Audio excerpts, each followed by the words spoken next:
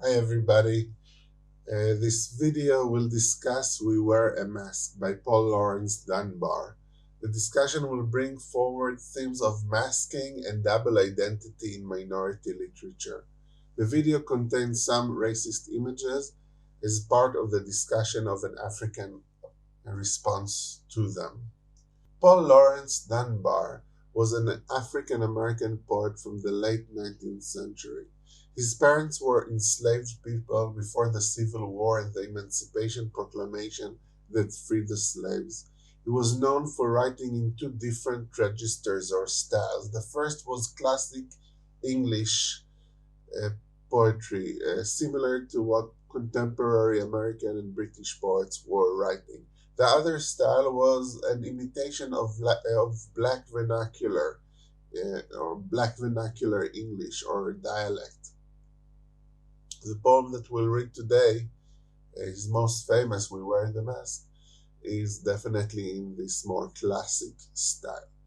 The poem can be read in different ways depending on who you take the we of the title to be. As I read the poem once without commentary, try to think who this we could be. Who is the we referring to? And what it means for the poem. In addition, you can ask yourself, what two things does the poem compare and contrast? What emotional situation does the poem depict? Is it depicting it in a positive or negative light? I'll read the poem. We wear the mask that grins and lies.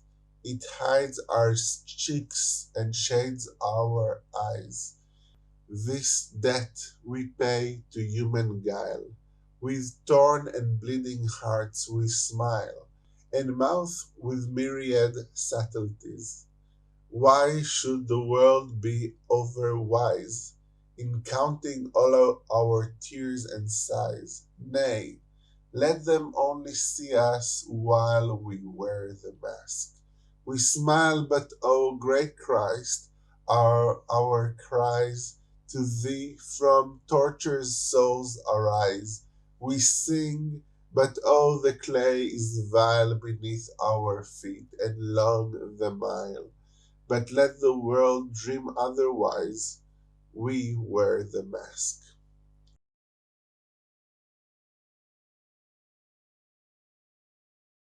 I will now read the poem with more closely, try to answer some of the questions that I raised earlier. We wear the mask that grins and lies. The speaker of the poem is speaking for a group, a we. Whenever a poem begins with a pronoun, it creates ambiguity. Who is the poem referring to? We and us can be especially ambiguous. It denotes a group, and who belongs to a certain group is always up for question. So it's even more ambiguous than he or she or I, which is one person usually. The we, however, are not the ones grinning and lying. So we have a we and we have something else that's grinning and lying. The mask is grinning and lying. It's not quite the speaker or the speaker's group responsibility, but the mask that they wear. Grinning means smiling, but I think it has a more negative connotation than the word smile. Grin often goes with evil grin or with smiling like you got away with something. Its coupling with lies suggests a negative connotation as well. Lies always have negative connotations. What it also suggests is that the smile itself is a lie. Smiling suggests happiness, but or finding a joke funny, but not when is a grin and not when it's also a lie. So the speaker and even it's his mask are not happy. They just smile. They just grin. Anyways, it's only the mask that smiles, not the speaker. The mask, it hides our cheeks and shades our eyes. The mask hides the face. It darkens the eyes, known as the windows for the soul, something that can help us know what other people are feeling or thinking. And that's exactly what you can see with someone with a kind of mask like that. It prevents seeing us for who we really are and what we're really feeling. That's what this mask is doing. This debt we pay to human guile, this wearing a mask, this is a kind of debt. It's not something that we want to do. It's something we owe. We don't want to be. We don't want to wear the mask. It's just something that we have to carry on with guile. The speaker smiles to carry on the deception, but they don't really have a choice in the matter. With torn and bleeding hearts, we smile and mouth with myriad subtleties. Even as we suffer bleeding hearts, we go on looking happy. To mouth means to speak, to talk, but it also means, the mouth is also the part of the face that smiles. Subtleties means nuances, delicate words, but I think here it means something more like delicate, complicated lies. And he asks, why should the world be overwise in counting all our tears and sighs? Why should the world, that is other people, why should they know how much we suffer in private? Nay, let them only see us while we wear the mask, only while we're hiding our suffering. This is the basic idea again. Other people see us happy and functioning. We never let them see us in crisis or suffering. They don't need to know. We want to continue in the social world, to function in the social world, so we hide a lot of what we are going through internally, the suffering that we go through internally. On a basic everyday level, I think it's easy to relate to this idea. We might be having a bad day, maybe we are sick or maybe depressed, maybe something sad happened, but we don't want to get into it with every person we meet. So when we are asked, how are you? We say, fine, how are you? And we don't go into everything. We don't start crying that we have a horrible day every time we are asked how we're doing. So I think a lot of you can relate to this idea. Yes, we wear a mask to keep on functioning in the world. We smile, but oh, great Christ, our cries to thee from tortured souls arise. This is a Christian poem, and while the social world as a whole does not hear us crying, does not care, at least God above does. Christ here acts as a witness for the authenticity of the suffering. The smile is fake, is just a mask. But God knows the pain is real. This reminds me of the well-known African American spiritual song, Nobody Knows the Trouble I've Seen, Nobody Knows But Jesus. We sing, but oh, the clay is vile beneath our feet, and long the mile, introducing a traveling metaphor. The earth is hateful, in each mile we walk, and each mile we walk seems very long. Notice we sing, that is, we seem happy, we seem joyful, but in fact we are suffering. But let the world dream otherwise. Let the world think that we're not sad. Notice it is not only that the speaker wears a mask, deciding to wear a mask, it's also other people, the world, who are dreaming. They are living in an illusion that may be sleeping, not aware, prefer not to be aware, and the fact that they are dreaming means that you have to wear a mask. We wear the mask. The speaker here compares again and again the real situation, suffering, and the mask that they wear. The mask is a metaphor for deceit or presenting yourself as happier than you actually are. This situation is depicted almost positively, like almost in a positive light. It is a good thing. It is not for others to know my true suffering. Explicitly, the poem says that the world need not be overwise if you read it literally, but perhaps, and I think so, there is some irony about the position, and we come out feeling that the mask makes things worse. Some of the suffering is caused by the fact that they are wearing the mask. There's much more emphasis on the suffering. We might think that part of the reason there's so much pain is that there's a need to wear a mask and to keep it hidden. That causes more pain. Furthermore, the poem itself is a kind of shedding of the mask. It's taking off the mask. The poem does tell us about the difficulties. It does tell us about the suffering. It does not wear the mask. So you can say that the poem goes against wearing a mask by actually telling us about their suffering. It talks about how nobody knows the trouble, but in doing so, shares the trouble, at least some of the trouble.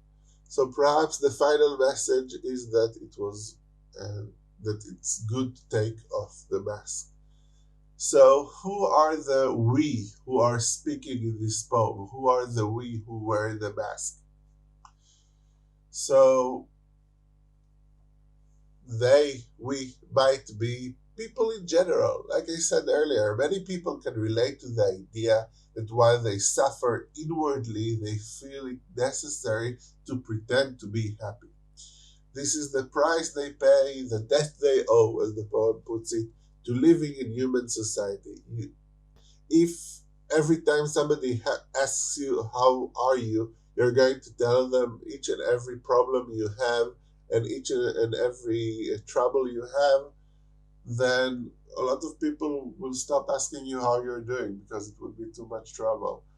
As far as I can tell, there is no textual evidence to prevent us from thinking that this is a poem that speaks of the human condition in general. Just people are like that. People wear masks. They don't have a choice but to wear masks. And I think readers tend to see a universal meaning and relevance in a poem unless something prevents them from doing that. So maybe the we is all of us. However, there is another track to follow. The we might be African Americans, black people, the minority group that Dunbar belongs to. In the poem, the speaker speaks of for his community, not for human beings in general. You might say, David, prove it.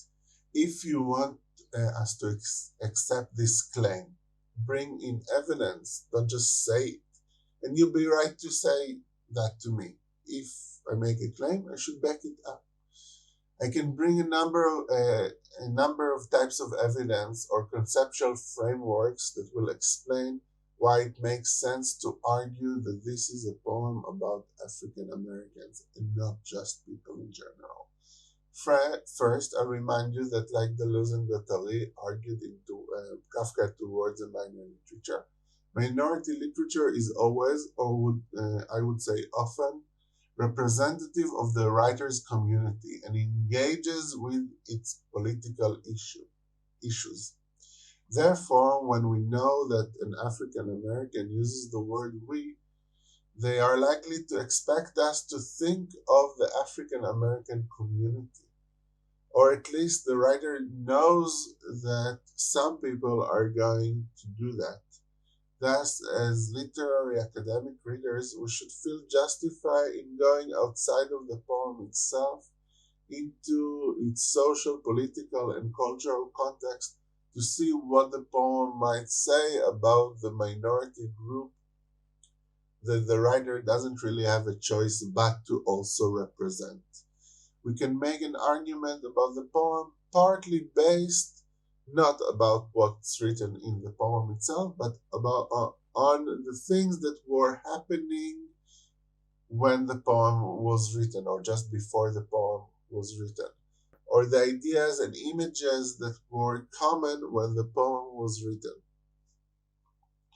The context here, the relevant context here, is African Americans' situation in the late 19th century. It was a difficult time. On the one hand, slavery, the most traumatic event in Black history, was over. But on the other hand, African Americans were far from having any kind of full equality. In the South especially, there were Jim Crow laws restricting Black people's rights and segregating them from white people, saying that there's different facilities for white and Black people. There was a lot to cry about in terms of equality and freedom.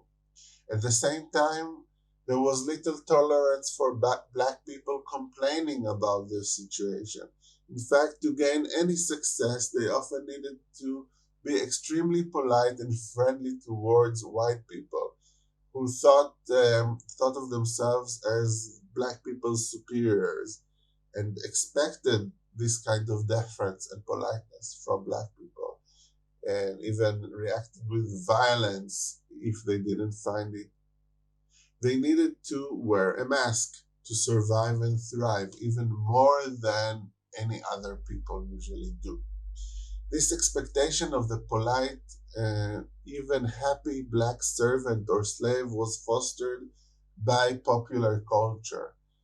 There was kind of minstrelsy shows, often performed by white people painting their faces with burnt cork to look black. This is known sometimes as blackface. They presented a caricature of Black people as happy clowns, nothing close to real people with real emotions.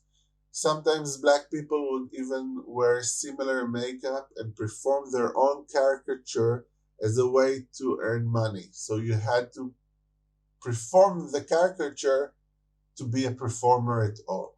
This is almost literally wearing a mask, like putting on paint is very similar to the wearing of a mask that's described in the poem. The blackface makeup and caricature often presented Black people as smiling widely and grinning, the word we saw used in the poem. Here you can see some racist caricatures from the era, and here is an image of a blackface performer from a little later on. You see them smiling. Thus, we can say that while all people sometimes wear masks, in the era the poem was written, wearing masks in front of white people was much more common for African Americans. The poem can be read as a commenting on a specific black experience, not just a universal one. So I brought some contextual evidence. Some contextual evidence and tied them to the text. But do we have any textual evidence, anything that's actually written in the text, in how the poem is written, that proves my point that this is about African Americans? We can find a little once we have the context and we know the writer's identity. In the second line, we can see the word shade, denoting darkness. Perhaps it's a hint for the relevance of the poem for dark-skinned people. In the final stanza, he says that the mask wearers sing. This also connects to the stereotypes and reality sometimes of Black life. The image of Black people, enslaved or not, singing in the fields as they work is etched in American culture. Suffering and singing at the same time is part of the cultural image of African Americans, and maybe Dunbar is commenting on that. I already mentioned the spiritual song, Nobody Knows the Trouble I've Seen, that is echoed in the poem. Finally, I also mentioned how the blackface makeup is a kind of literal mask. That's quite close to the context that I described. The textual evidence is slight. There is not a lot of it. If we do not have the context, it would not be convincing. But because we do have the context and we tend to read Black writers in the context of Black history, especially when we're doing a course on minor literature, this textual evidence add to the idea that the poem is about African Americans. Still, I do not want to give up on the idea that the poem is also universal. I'd say it is both African American and universal. There's a kind of ambiguity here. Poems can have more than one meaning. They can be ambiguous. That's part of the power of poetry. It is a very powerful ambiguity, I think, because it brings forward that even if we are not Black, we have a chance to understand what some of their experience is like.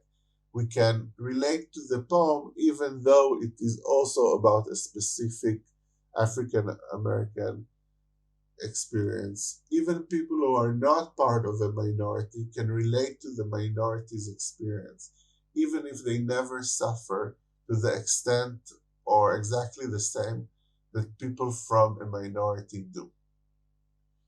To sum up and generalize, we could argue that the poem is about how African Americans, as a minority, must always have one face presented to the outside world and another more personal and hidden face, one showing happiness, the other suffering. To be very abstract, there's a kind of doubleness in minority identity or minority experience. This idea of doubleness, of being two things at the same time, the feeling of being split into two, and even feeling the pain of being split into two, is what connects Dunbar's poem to Du Bois's ideas, which will be the subject of the next.